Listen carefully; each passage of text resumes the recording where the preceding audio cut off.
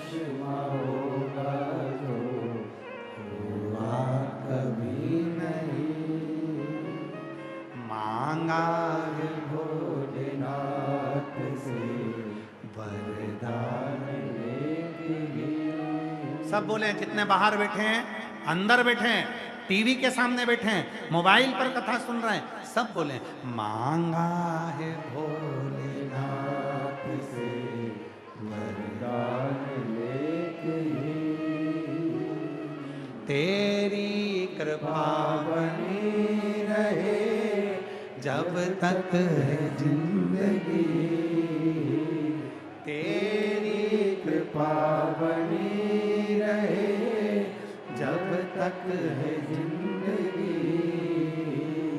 मांगा है भोलेनाथ से वरदान लेके। मांगा है भोलेनाथ से वरदान लेके। बस एक वर दे दो हे मेरे भोले बाबा। इस पंडाल में दिल्ली की इस पवित्र रोहिणी सेक्टर 10 में जो कथा चल रही है, एक वर दे दीजिए। तेरी कृपा बनी रहे जब तक है जिंदगी। तेरी कृपा बनी रहे जब तक है जिंदगी। तेरी कृपा बनी रहे, मुझे दूसरा कुछ नहीं चाहिए। और मुझे उम्मीद है जब तेरी कृपा होगी तो दुनिया में किसी की सामर्थ्यता नहीं होगी कि मुझे दुख दे दे, क्योंकि मेरा बाप मेरे साथ है, मेरा पिता मेरे साथ है, मेरा शिव मेरे साथ है, मेरा शंभू मेरे साथ है, मेरा शंकर मेरे साथ है। फिर किसी की सामर्थ्यता नहीं कि कोई दुख देगा, कोई कष्ट देगा। कौन कष्ट है, कौन तकलीफ है? तेरी कृपा बनी रहे जब तक है जिंदगी। तेरी कृपा बनी रहे जब तक है जिंदगी। मांगा है भोलेनाथ से वरदान एक ही। कथा का छठा दिन है, दिल से बोल लो बाबा से। वरदान एक ही, तेरी कृपा बनी रहे जब तक है जिंदगी। तेरी कृपा बनी रहे जब तक है जिंदगी। बस तेरी कृपा हो और कुछ भी नहीं चाहिए। बाबा झोली फैलाकर यही प्रार्थना करूं मेरे शंकर, जैसे एक बाप बेटी को कभी अपने दरवाजे से खाली नहीं भेजता। मेरे भोले बाबा तेरे पंडाल में बैठकर शिव महापुराण की कथा सुन रही हूं। सुना है तूने दुनिया को किसी को भी खाली नहीं भेजा। चोर को भी तू कुबेर बना देता है, भगवान विष्णु को लक्ष्मी दे देता है, ब्रह्मा को ब्रह्माणी दे देता है, इंद्र को इंद्राणी दे देता है, दुनिया के लोगों में बुद्धि दे देता है। तू अष्ट सिद्धि नवनिधि का दाता है। सारी रिद्धि सिद्धि तेरी बहुएं हैं, बुद्धि तेरा पुत्र है। हे शिव ऐसी कृपा कर, इस पंडाल से जब मैं जाऊं मेरी झोली खाली ना रहे। 3 महीने में तेरे दरवाजे वापिस आऊं, ऐसी करुणा करते, ऐसी दया कर। उससे प्रार्थना, जिसकी बहु रिद्धि सिद्धि हो, जिसका बेटा बुद्धि हो, जिसकी बहुएं रिद्धि सिद्धि हो, जिसका बेटा षडानंद हो, जिसकी बेटी अशोक सुंदरी हो, जिस अशोक सुंदरी का मात्र स्पर्श कर लेने पर अखंड सौभाग्य हो जाता है, जिस अशोक सुंदरी का मात्र स्पर्श कर लेने पर बेटियों के जीवन के रोग समाप्त हो जाते हैं। मेरी जीजियों, आप लोग अगर शंकर जी के मंदिर में जाती हो, शिवलिंग पर जल चढ़ाती हो, वो जल जो बहकर नीचे की ओर जाता है, सामने राइट में गणेश, लेफ्ट में कार्तिक, बीच में एक मोटी सी लाइन होती है जहां से पानी बहकर जाता है। ये जो मोटी सी जो लाइन है, ये अशोक सुंदरी का स्थान है। जब बेटी दुखी होती है, तकलीफ में होती है, जब मेरी बहनें कोई कष्ट में होती है, शिव जी को जल चढ़ाकर यहाँ अपनी हथेली को रखकर उससे प्रार्थना करती है, मैं भी तेरी बहन हूँ, तू बाबा से बोलना कि मेरा दुख समाप्त कर दे। और अशोक सुंदरी उस हाथ के स्पर्श को पाकर शिव जी से कहकर उसके दुख को मिटवा देती है। वो अशोक सुंदरी, वो अशोक सुंदरी। तेरा जल हेम बाबा, तेरी पूजन, तेरी साधना, तेरी आराधना, तेरी चर्चा सुख देती है। अशोक सुंदरी ने कहा कि माँ, मेरे भीतर का एक संशय है, मेरे भीतर की एक तकलीफ है, मेरे भीतर का एक प्रश्न है, और वो प्रश्न का उत्तर अगर देंगे तो मेरे बाबुल देंगे, उस प्रश्न का उत्तर देगा तो मेरा पिता देगा, पिता के सिवा कोई नहीं दे सकता, देंगे तो मेरे शिव देंगे, उसके सिवा कोई नहीं दे सकता। पार्वती जी गई भगवान शिव जी के पास में, भगवान ओगरदानी के पास में, मां जगतजननी तुरंत चली गई।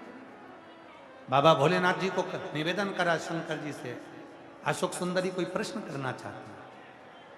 अशोक सुंदरी के मन में कोई प्रश्न है। महाराज, कभी कभी, कभी कभी, रोज नहीं, कभी कभी अशोक के वृक्ष की पत्ती, आम के वृक्ष की पत्ती, कभी कभी अशोक के वृक्ष की पत्ती और आम के वृक्ष की पत्ती की बंदरवाल जब दरवाजे पर लगाते हैं, जब कोई ने कह दिया कि तुम्हारे यहाँ तो रोग ही रोग है, सास बीमार पड़ती है, कभी बहू बीमार पड़ जाती है, कभी पोता बीमार पड़ जाता है, कभी पोती बीमार पड़ जाती है, कभी घर में ये परेशानी, पैसा तो आता है, सब यहाँ वहाँ लग रहा है, तो कभी कभी सोमवार की जब अष्टमी पड़ जाए और सोमवार की अष्टमी के दिन यदि अशोक के वृक्ष की पत्ती और आम के वृक्ष की पत्ती की बंदरवाल दरवाजे पर लगा दी जाए और वो बंदरवाल यदि 1 हफ्ते तक लगी रहे तो तुम्हारे घर में से कैसा भी दुख और रोग क्यों ना हो, वो धीरे धीरे समाप्त होने लगता है, समाप्त होने। पंच बंदरवाल, आम के पल्लव की बंदरवाल, नीम की बंदरवाल, पीपल की बंदरवाल, अशोक की बंदरवाल, नीम और आम की बंदरवाल, आम और अशोक की बंदरवाल, पंच बंदरवाल दरवाजे पर लगाने का अलग अलग क्रम है। जब घर में बच्चा नहीं होता, 20-20 साल तक, 15-15 साल तक, 18-18 साल तक जब औलाद नहीं होती, 4 साल शादी के हो गए, 5 साल हो गए, दवाइयाँ भी ले रहे हैं, इलाज भी करवा रहे हैं, सब कुछ कर रहे हैं, फिर भी संतान नहीं हो रही, तब जब तुम्हारा मन कर जाए, तुम्हारी इच्छा कर जाए, तो पीपल का पत्ता और आम का पत्ता, इन दोनों की बंदरवाल प्रदोष के दिन अपने घर के दरवाजे पर बांधना चालू कर दो। एक प्रदोष से दूसरे प्रदोष तक वो बंदी रहना चाहिए, फिर वो ठंडी करो, दूसरे प्रदोष से तीसरे प्रदोष तक बंदी रहना चाहिए। ऐसा जब 4-5 प्रदोष तक वो बंदरवाल बदलती रहेगी तो निश्चित है कि एक ना एक दिन मेरा भोले बाबा तुम्हारे दरवाजे पर संतान की प्राप्ति तुम्हारी गर्भ से जरूर करेगा। बंदरवाल में इतना फल होता है, बंदरवाल में इतना बल होता है। बंदर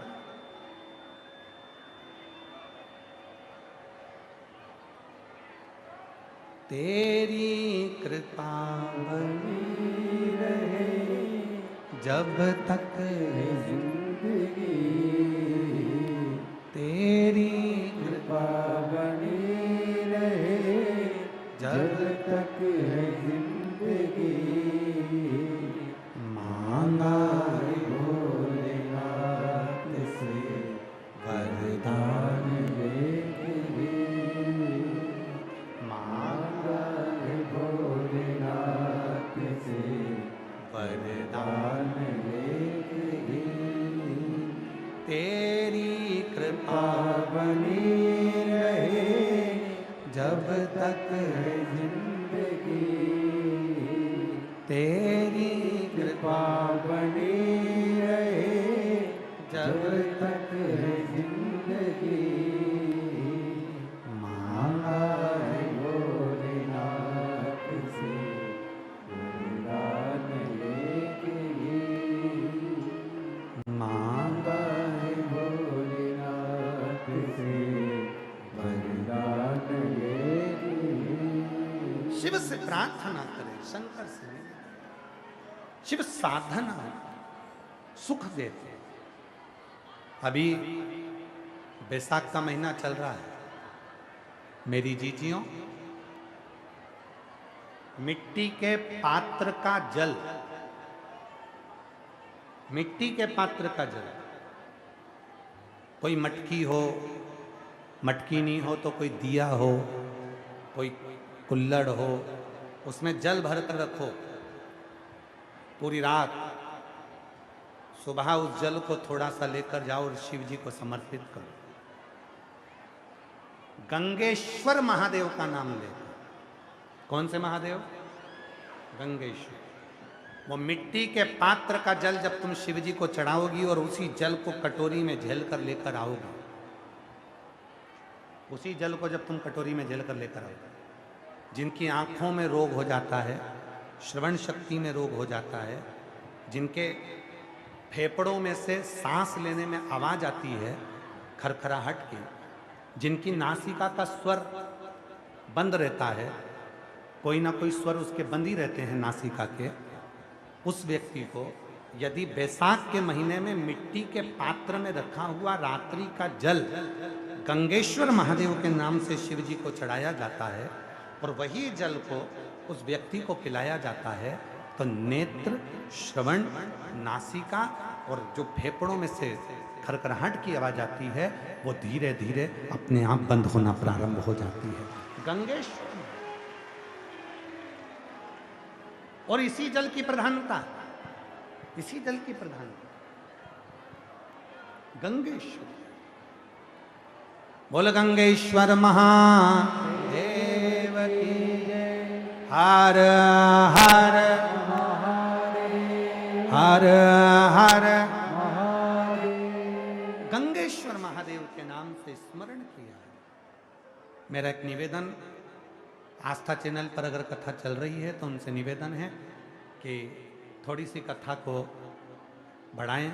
आस्था चैनल वालों से निवेदन है कि पहले दिन की कथा लेट चालू हुई थी 1 घंटा, तो कम से कम 10 मिनट 12 मिनट आस्था चैनल इस कथा को थोड़ा बढ़ाए, जिससे ये कथा सभी को प्राप्त हो गए। बहुत बहुत साधुवाद है। आस्था चैनल वालों से जो निवेदन करा उनने स्वीकार करा। आस्था चैनल से सूचना आई है कि जितनी देर तक कथा चलेगी उतनी देर तक लाइव चलता रहेगा। एक बार जोरदार ताली बजाएं आस्था चैनल के लिए। हम स्वदेशी को, जिन्होंने पूरे भारत में और पूरे विश्व में, देश और विदेश में जिन्होंने स्वदेशी को जागरूक करा, ऐसे बाबा योग ऋषि रामदेव बाबा के लिए भी जोरदार ताली बजाएं। उनके लिए भी साधुता है जिन्होंने इस कथा को, आज 6ठे दिन की कथा पूरे दिल्ली वालों के लिए गिफ्ट के रूप में, कि थोड़ी देर जब तक चले, जब तक लाइव चल जाए। शिव तत्व शंभु हर हर। तेरी कृपा जब तक मांगा है भोलेनाथ से वरदान। तो मिट्टी का बर्तन यदि तुम्हारे पास नहीं है तो घर में अगर कोई दीपक भी हो, मिट्टी का दिया भी हो, मिट्टी का दिया, तो उसको पात्र में उसको डाल के रख दो। उसका भी जल यदि शिव जी को चढ़ाएंगे, मिट्टी खास तौर से जरूरी है, पात्र में उसको डाल के रख दो। उसका भी जल यदि शिव जी को चढ़ाएंगे, मिट्टी खास तौर से जरूरी है। मिट्टी के पात्र में जल भरा हो और वो जल शिव जी को समर्पित, वो जल मिट्टी का दिया में जल भर दो, या मिट्टी का कोई पात्र हो उसमें जल भर दो, वो जल काम कर दे। यही जल, ध्यान देना, जिस स्त्री, जिस पुरुष, जिस नारी, जिस बहन, जिस भाई की कंधे से लेकर नीचे कमर तक रीढ़ की हड्डी में अगर दर्द रहता है, सवेरे सवेरे आप उठते हो और उठने पर कमर में बहुत दर्द सा लगता है, तकलीफ सी लगती है और बहुत ज़्यादा कष्ट होता है, तो रीढ़ की पूरी हड्डी में अगर दर्द रहता है तो उसको स्मरण करना चाहिए। मिट्टी के, ये बैसाख के महीने में प्रदोष के दिन का उपाय है।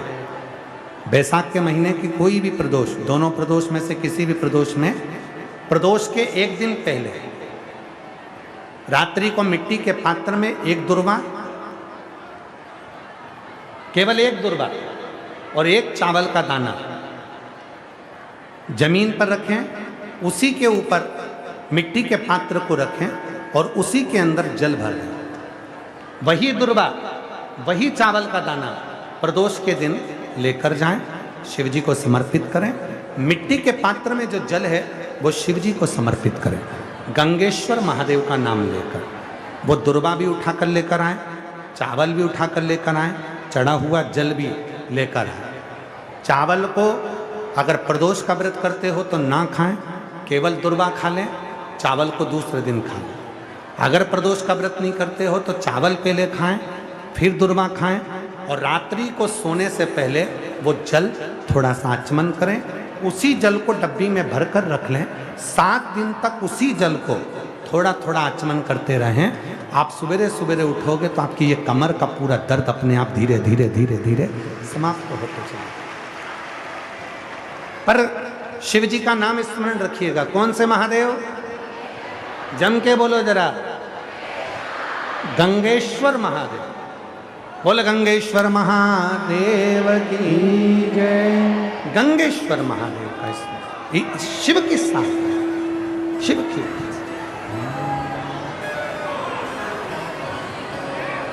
बस तुम सेवा।